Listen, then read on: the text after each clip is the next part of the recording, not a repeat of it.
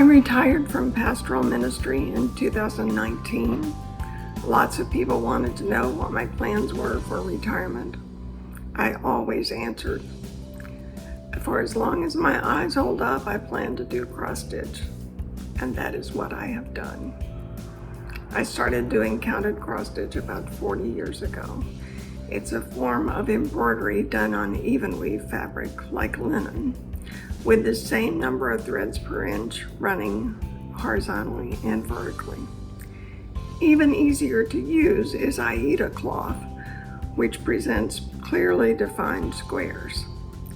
The stitch is worked diagonally from lower left to upper right, and then from lower right to upper left, covering the square. The effect, one color on this square, another color on the next, is a lot like pointillism in painting.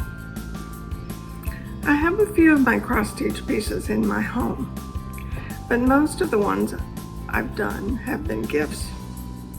When I started out, I did small pieces, 3 by 5, 4 by 6, but now I do larger works, 9 by 11, 11 by 14, and obviously they take longer to complete. One difficult piece took 6 months. Another took 4 months. 2 to 3 months is average. It is detailed work, but not difficult. The real artistry comes from the designer.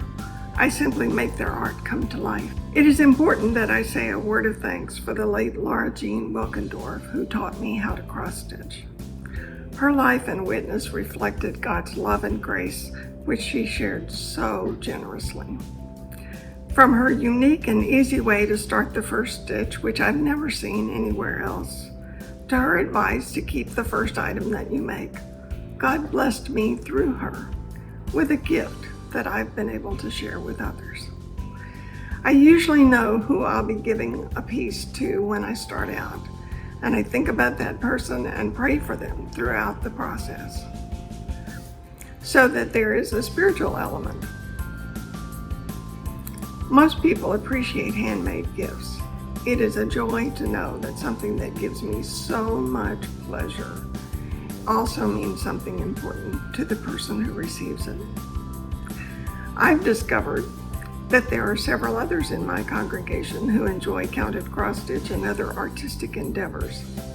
Once every 3 years on Trinity Sunday, Year A, when the first lesson is the creation account from Genesis 1, our congregation hosts a celebration of creation and creativity.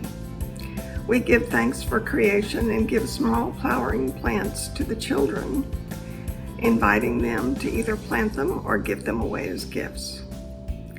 We do creative things in worship, such as singing music written by someone in the congregation, or singing a stanza of a hymn in canon, or reading James Weldon Johnson's poem, The Creation, in place of the reading from Genesis. In fact, the next time we do the celebration, we plan to have a sign language interpreter sign the passage from Genesis while it is being read. Thank you for the chance to share my favorite pastime.